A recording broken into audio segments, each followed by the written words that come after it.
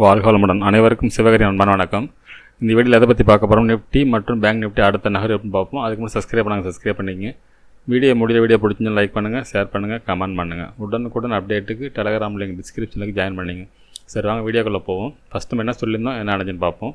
நம்ம என்ன சொல்லியிருந்தோம், மார்க்கெட்டை பொறுத்தளவுக்கு மார்க்கெட் ஓரளவு ஃப்ளாட்டாக ஓப்பன் ஆனால் மார்க்கெட் வந்து இந்த ரேஞ்சுக்குள்ளே சைட்வேஸாக இருக்க வாய்ப்புன்னு சொல்லியிருந்தோம்.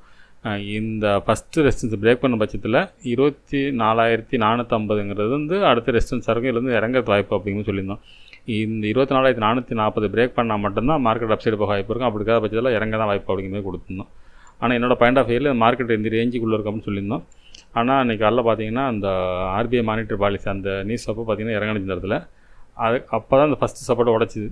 ஃபஸ்ட்டு அப்போ உடச்ச பிறகு மார்க்கெட் தான் பண்ணி இந்த ரேஞ்சுக்குள்ளே மார்க்கெட் மூவ்மெண்ட்ஸ் வந்து நம்ம இந்த சப்போர்ட் சொல்லியிருந்தோம்ல, இந்த சப்போர்ட்டுக்குள்ளே இந்த ரேஞ்சில் மூவ் ஆனிச்சு. ஆனால் இந்த இடம் ஒரு நல்ல ஒரு பெரிய மூவ்மெண்ட்ஸ் கொடுத்து மறுபடியும் இறங்கி இந்த ரேஞ்சில் சைடு வேஸாக முடிஞ்சிருச்சு. ஆனால் நம்ம பாயிண்ட் ஆஃப் வியூவில் அந்த ஃபஸ்ட்டு சப்போர்ட் பிரேக் பண்ணாலும் மார்க்கெட் டவுன் சைடுங்க மாதிரி சொல்லியிருந்தோம். ஆனால் ஃபஸ்ட் பிரேக் பண்ணாலும் மார்க்கெட் அப் சைடு போயிட்டு அந்த ரெசிஸ்டன்ஸ் வந்து டவுன் ஆனிச்சு. நம்ம நிஃப்டியை பொறுத்தளவுக்கு நம்ம சொன்ன மாதிரி நடந்து சொல்ல முடியாது. பேங்க் நிஃப்டியை பார்ப்போம். ஃப்ரெண்ட்ஸ், பேங்க் நிஃப்டி வச்சுருக்கேன். பேங்க் நிஃப்டியை பற்றி நம்ம சொன்னதான் நடந்துச்சு. பேங்க் நிஃப்டியை பற்றி ஃபஸ்ட்டு சப்போர்ட்டில் மார்க்கெட் சப்போர்ட் எடுத்தால் மேல் நோக்கி போய் இந்த ஃபஸ்ட்டு ரெசிஸ்டன்ஸ் வரைக்கும் இதுக்குள்ளே ரேஞ்சில் இருக்குன்னு சொல்லியிருந்தோம். இந்த இடத்த பிரேக் பண்ணாலும் அந்த செகண்ட் ரெசிஸ்டன்ஸ் பிரேக் பண்ண மட்டும் அப் சைடு போக வாய்ப்புன்னு சொல்லியிருந்தோம். ஆனால் செகண்ட் ரெசிஸ்டன்ஸ் பிரேக் பண்ணல. இந்த இடத்த பிரேக் பண்ணாங்க. அதுக்கப்புறம் பார்த்திங்கன்னா அந்த பிரேக் பண்ணி இந்த இடத்த முடியல. அதுக்கப்புறம் பார்த்திங்கன்னா இந்த ரேஞ்சுக்குள்ளே வந்து மார்க்கெட் வந்துட்டு ஒன்று நான் என்ன சொல்லியிருந்தேன்னா, ஃபஸ்ட்டு சப்போர்ட்டுக்கும் ஃபஸ்ட்டு ரெசிஸ்டன்ஸுக்கு இடையில தான் மார்க்கெட்டுக்கு வாய்ப்புன்னு சொல்லியிருந்தோம்.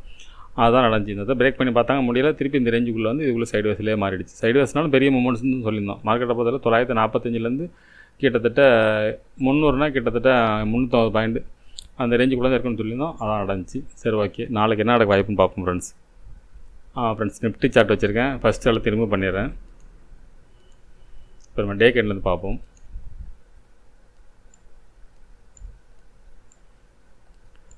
ஃப்ரெண்ட்ஸ், இப்போ டே கேண்டில் பார்த்தோம்னா இந்த இடத்துல ஒரு ஹேங்கிங் மேன் சைடில் தான் இந்த டோஜி போட்டிருந்தாங்க. இதுக்கு மேலே பிரேக் பண்ண பட்சத்தில் தான் மார்க்கெட் அப் சைடு போக வாய்ப்பு. ஆனால் இன்றைக்கி பார்த்தீங்கன்னா கரெக்டாக அந்த பிரேக்குன்னு சொல்ல முடியாது, ஒரு ரைஸாக சின்ன மூமெண்ட்ஸ் கொடுத்துட்டு ஒரு 5 பாயிண்ட் நினைக்கிறேன் எதை கொடுத்துட்டு அதுலேருந்து ஃபாலோ ஆக ஆரம்பிச்சது தான் மார்க்கெட்.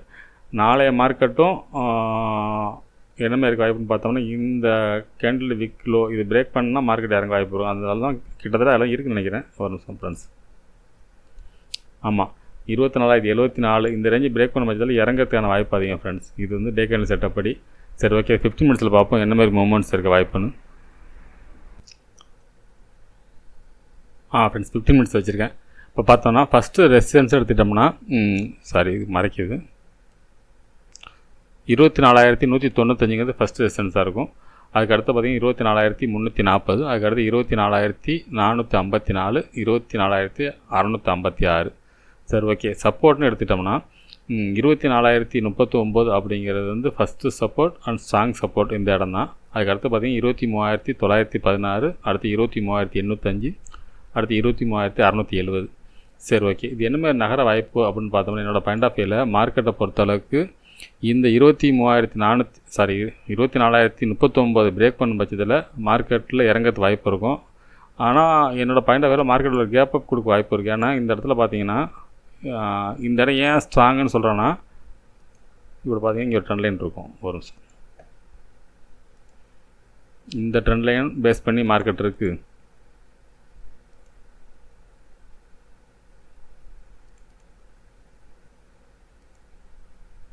இதை பேஸ் பண்ணி இருக்குது. இப்போ இந்த இடம் வந்து நம்ம ஸ்ட்ராங்கான இடம் எடுத்துக்கலாம். இதுக்கு கீழே கேப் டவுன் கொடுத்துட்டாங்கன்னா மார்க்கெட் டவுன் தான். அதுக்கப்புறம் நீங்கள் மேலே ஏறினாலும் திருப்பி இறங்க தான் பார்க்கும். இந்த இடத்த பிரேக் பண்ணிவிட்டு மார்க்கெட் திருப்பி மேல் நோக்கி போனாலும் இந்த ஃபஸ்ட்டு ரெசிஸ்டன்ஸில் சப்போர்ட் ரெசிஸ்டன்ஸ் எடுத்து கீழே இறங்க தான் வாய்ப்பாக இருக்கும். ஒருவேளை மார்க்கெட்டை பொறுத்தவரை ஃப்ளாட்டாக ஓப்பன் ஆனால் இந்த இடம் சப்போர்ட் எடுத்து அப் சைடு போக வாய்ப்பு இருக்கும். ஒரு நாளைக்கு வந்து ஒரு கேப் அப் இருந்தாலும் இறங்கினாலும் திருப்பி இந்த இடம் சப்போர்ட், அதாவது கேப் அப்போ ஃப்ளாட்டாக இருந்தால் மார்க்கெட் வந்து இந்த இடம் தொட்டு மார்க்கெட் மேல் நோக்கி போக வாய்ப்பு இருக்கும். ஒரு கேப் டவுன் இருக்கும் பட்சத்தில் மார்க்கெட் அடுத்தடுத்து இறங்கிறதுக்கான வாய்ப்பு அதிகம் ஃப்ரெண்ட்ஸ். இதுதான் இந்த செட்டப். இது மூவ்மெண்ட்ஸ் என்ன மாதிரி இருக்க வாய்ப்புனா அதையும் வரைஞ்சிரும். ஒருவேளை ஃப்ளாட்டாக இப்போ நான் ஃப்ளாட்டாக ஓப்பனாக என்ன மாதிரின்னு காட்டுறேன். ஃப்ளாட்டாக ஓப்பனானா இதை இறங்கி இப்போ இந்த இடத்துல சின்ன இந்தமாரி போகிறது வாய்ப்பு இருக்கும். இந்த இடத்த பிரேக் பண்ணுறதுக்கான வாய்ப்பு உண்டு. பிரேக் பண்ணி மார்க்கெட்டை பொறுத்தளவுக்கு அந்த 24,450 முடிக்க வாய்ப்பு இருக்கும் ஃப்ரெண்ட்ஸ். இந்த 24,450 தானே அடுத்த பெரிய மூவ்மெண்ட்ஸ் நேற்று நம்ம கொடுத்துருந்தோம். ஆனால் இப்போ மார்க்கெட் கீழே இருக்கிறனால இதுவே இந்த இவ்வளோ தூரம் போகிறதே ஒரு பெரிய மூமெண்ட்ஸாக தான் இருக்குது. ஆனால் மார்க்கெட் வந்து 24,100 தான் இருக்குது. 450 கிட்டத்தட்ட 350 பாயிண்ட்ஸ். இந்தமாரி மூமெண்ட்ஸுக்கு தான் வாய்ப்பு. இதை பிரேக் பண்ணிடுச்சுன்னா ஒரே ஃபால் இறங்கணும்னு சொல்லிடலாம் ஒரே ஏரியா. அதுக்கடுத்து ஸ்ட்ராங் சப்போர்ட்னா 23,805 தான் ஸ்ட்ராங்காக இருக்கும் ஃப்ரெண்ட்ஸ். இந்த இடம் எதனால் ஸ்ட்ராங்குன்னு சொல்லியிருக்காங்க, உங்களுக்கு வழக்கம் சொல்லியிருக்கேன். ஸோ ஓகே, இந்த கோடெல்லாம் ரிமூவ் பண்ணிவிடுவோம். இருக்கட்டும் ஃப்ரெண்ட்ஸ், ஒன்றும் பிரச்சனை இல்லை. சரி ஓகே, பேங்க் நிஃப்டி பார்ப்போம். ஃப்ரெண்ட்ஸ், பேங்க் நிஃப்டி வச்சுருக்கேன். ஃபஸ்ட் இடத்தை ரிமூவ் பண்ணிவிடுவோம். ஸோ ஓகே, டே கேண்டில் பார்ப்போம். ஃப்ரெண்ட்ஸ், டே கேண்டில் வச்சுருக்கேன். இப்போ டே கேண்டில் செட்டப் படி பேங்க் நிஃப்டியை பொறுத்தளவுக்கு இன்றைக்கி போனால் ஹையை பிரேக் பண்ண பட்சத்தில் வெரி புல்லிஸ் போகிறது வாய்ப்பு இருக்கும். இந்த லெவல் வரைக்கும், அதாவது கிட்டத்தட்ட 51,000 இந்த ரேஞ்சு கூட வச்சுக்கலாம். நம்ம கிட்டத்தட்ட 51,800 வரைக்கும் போகிறதுக்கான வாய்ப்புகள் அதிகம். 51,800 அவ்வளோவா போகும். ஒரு நிமிஷம் ஃப்ரெண்ட்ஸ். இந்த கேண்டலோட ஹை வரைக்கும், இந்த கிரீன் கேண்டல் ஹை வரைக்கும் போகிறது வாய்ப்பு இருக்கும். இல்லைனா இந்த கேப் ஃபில்லிங் இருக்குது. இந்த கேப் ஃபில் ஆனால் கூட இறங்க வாய்ப்பு இருக்கும். அது 50,088 அப்படிங்கிற ஸ்ட்ராங் சப்போர்ட்டாக இருக்கும். அதை நான் 15 மினிட்ஸில் காட்டுறேன். ஆனால் என்னோடய பாயிண்ட் ஆஃப் வியூவில் மார்க்கெட்டை பார்த்து இந்த டே லோவை பிரேக் பண்ணாத பட்சத்தில் அப்சைடு போக வாய்ப்பு இருக்கும். நிஃப்டியும் அதே போல் தான் காட்டுது. அந்த டேயோட லோவை பிரேக் பண்ணிட்டாலும் கீழே போகிற மாதிரி தான் காட்டுது.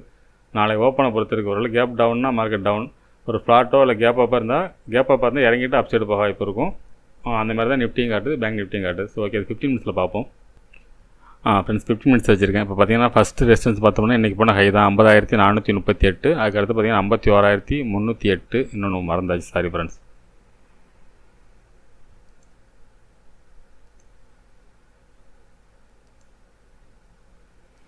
ம் 50,688, அடுத்து 51,308, அடுத்து 51,586.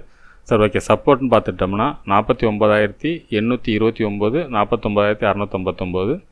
அதுக்கு அடுத்து பார்த்திங்கன்னா 49,057. 650 அடுத்தது 600 பாயிண்ட் கீழே தான் சப்போர்ட்டே இருக்குது. அதுக்கு அடுத்து பார்த்திங்கன்னா 48,636.